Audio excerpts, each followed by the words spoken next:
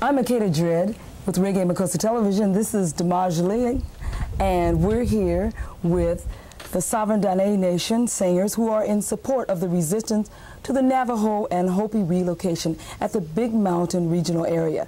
Cardell and Brothers, welcome to California.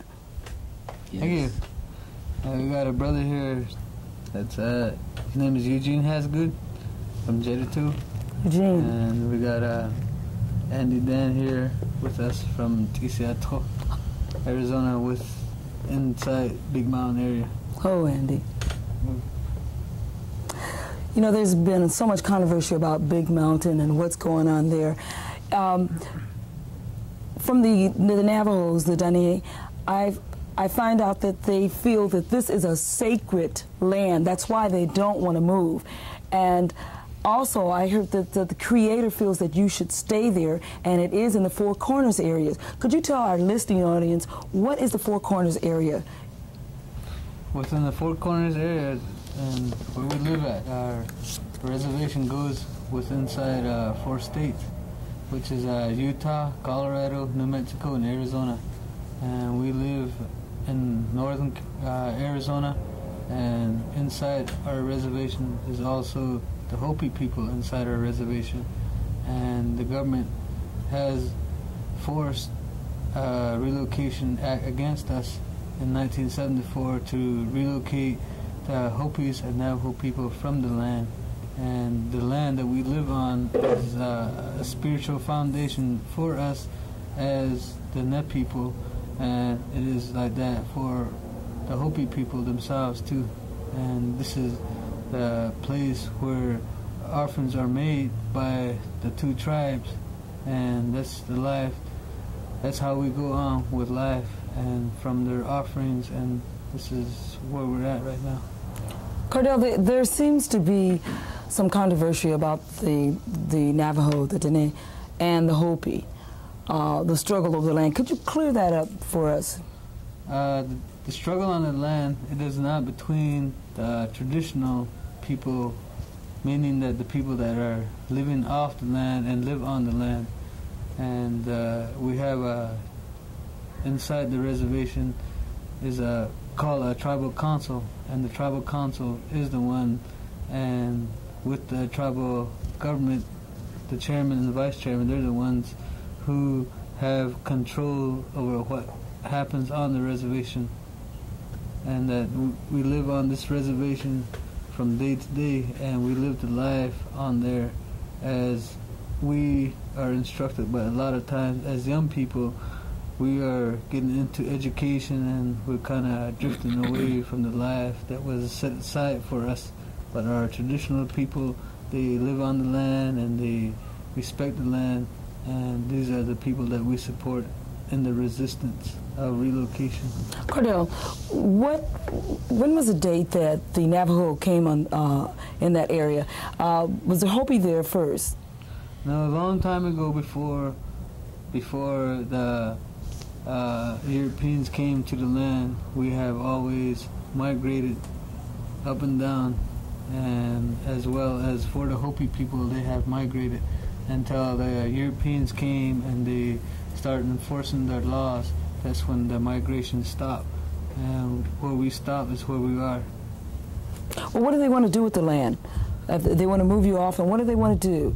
I hear there's Peabody coal companies, there's a lot of minerals, there's oil on the land. Is that connected? And also, is Peabody Coal Company controlled by South Africa? Peabody Coal Company is a corporation who is a part of the Trilateral Commission. And the Trilateral Commission is the one that controls the government of all governments in all countries.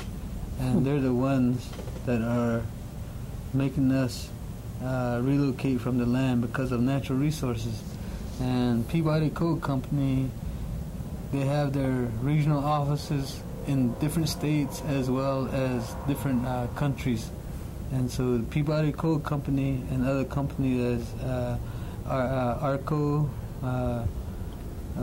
Peabody Company, and P&M Mine, Pittsburgh Midway, and Goff, and what have you, Pepsi, and all these, are in different areas. They're the corporations that control the government, which controls us as Indian people, and we do not have any say-so in what the laws are going to be passed against us. So they got everybody initially fighting each other, you know, the Hopi and the Dine people, and you know, so they initially got the struggle with the traditionalists, you know, and that's you know, also people being paid off in different ways, and so that's the struggle too.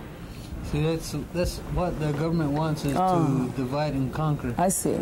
I remember that. They live that way, and that's the way they live. One thing they really used against us is the Bible, and people started trusting in that Bible, and they believe that man that had that Bible. Was that the Mormons were in that area? Well, there's first it started with the Catholic Church, the Catholic Church, and they started using that against us with the Spaniard people, and Europeans caught on to that, so they started using that with their own different churches, like with the Mormon Church and the Protestants, whatever church they started forming. And lately they have this church called a Revival, and they're using that also against the people too, and that's how they're conquering us and dividing us. Well, what about the Big Mountain Support Committee and the things that are going on? I hear that may be sort of something unusual happening there. Do you support that, the Big Mountain Support Committee, and what's going on there? And do you get the money? Because I see a lot of money is being raised for that. And are the people on the land getting the money that all the different support committees in the cities are sending out? I mean, where is that going? A lot of the money that's being raised for Big Mountain, a lot of time it doesn't get to where it's supposed to get it. And the money, as we also know, is that's what divides us. Every time we talk about money, or when the money situation comes up, that's when we start getting divided. And the money that's raised by the support group and the work that's being done by the support group, the people that are in the support group might have the good intentions of raising this money for the people and trying to get the people to help the people on the land. And a lot of this money that's being raised, some of it gets to the land, some of it doesn't. But also, it's a good thing that we do these things to get our information out. And our main concern right now isn't the money, but to get the information out to the people. But a lot of times that's what divides us. I have one more question to ask you, Cordell, or maybe I should ask Andy. Andy, what is the religion of the Indian people? Just exactly, can you just tell us? You know, I know it's earth, and maybe you can explain that to the people, you know, because it's not really the Bible, but the original. Because the religions on the land is that, you know, whatever's that's there on the land, you know, like our ways of life and what we have to offer, you know, all the minerals, you know, and that's our part of our life, you know, like the coal, you know, the one they're digging, you know, that's the one we use to offer, you know, and the technology today is, you know, they use and destroy people. Here we do and offer, you know, in a religious way, in our own way, you know, just to let us be on earth, you know, I mean, just to live there, you know, just to precious our ways of life, you know, all that four corners from the mountains, and we get turquoise and all that, you know, we use those to offer, you know, we don't go and destroy other people's life or livestock and all that, you know, so we, you know, that's the land and everything that's, you know, religious to us, you know, like we pray and we do ceremonies, different part of the 4 seasons, and our religious is, you know, and part of everything, you know, that's on earth, like the 4 seasons, We have different ceremonies go throughout the season, the year life. You know. So everything's sacred then. Yeah, the four corners of the earth. You know, every people, sun, livestock, sun sky. is our father, you know, and the mother is our earth, you know. So that's how we emerge, you know.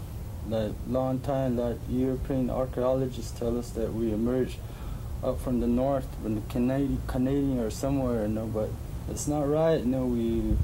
We have ways of like the first people and the first house and the first mountains, and so we come from all that, and it's all religious. Everything that's there is religious, you know. Are you Navajo? Yeah, I'm Navajo, full-blooded. It's the Hogan. Does that represent the four corners? It seems, you know, the way it's built. How's it? That's your Hogan's your house. Okay, that's my house. What we use is for ceremonial purpose, you know, like.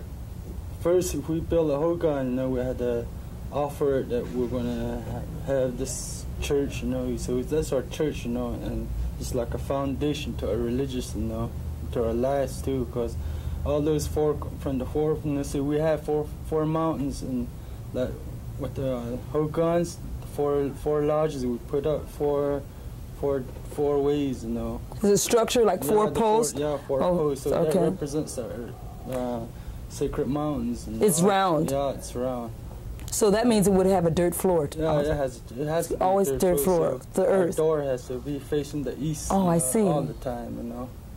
So, like in the morning, we get up and we open the door and we let the sun rays in, you know, and that's the Father, and it's coming daylight. You know, we have a male and a female.